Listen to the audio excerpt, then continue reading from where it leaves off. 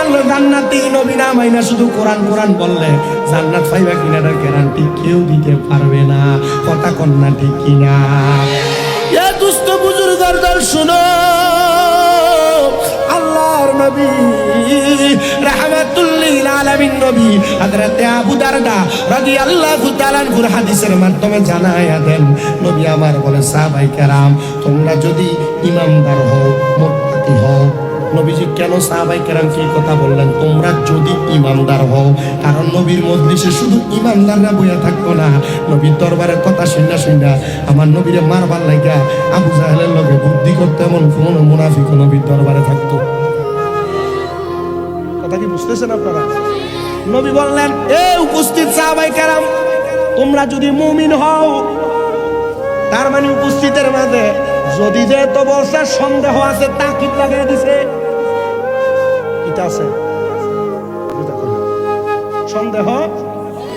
ইয়া রাসূলুল্লাহ নবী কি করব আপনি নবী জানিয়ে দেন।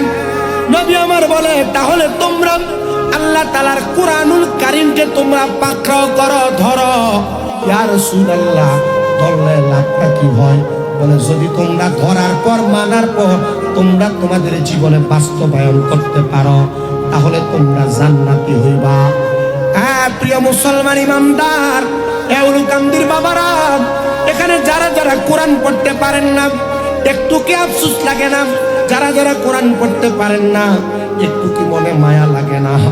যারা আপনারা আপনাদের সন্তানদেরকে কোরআন শিখান না আপনাদের ভিতরে কি একটু মায়া লাগে না?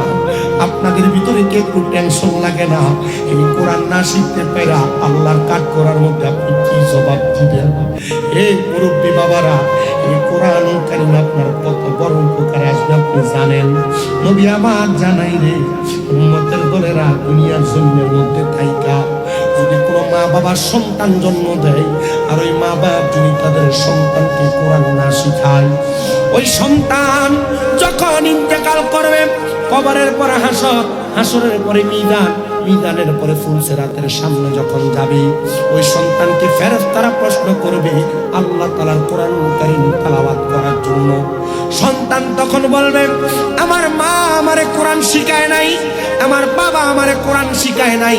তখন আল্লাহর দরবার থেকে আদেশ আসবে ফেরেশতার দলেরা ডাক দাও ওই সন্তানের মা কোথায়, ডাক দাও ওই সন্তানের বাবা কোথায়। ডাক দিয়ে নিয়ে যাওয়া হবে। আমি শামীম রাজা যদি কোরআন না পড়তে পারতাম আমার আব্বারে ডাক দেওয়া হইতো আর বলা হইতো এই সন্তানের বাবাকে ফুলসিরাতের এই পারে আর ওই পারে, হাতগুলা দাও এক পারে, পা গুলা দাও আর এক পারে। বলা হবে সন্তান যেহেতু তুমি কোরআন পড়তে পারো না তোমার বাবার বুকটার মধ্যে পাড়া দিয়ে ফুলসিরাতের ফুলটা পাড়ি দাও।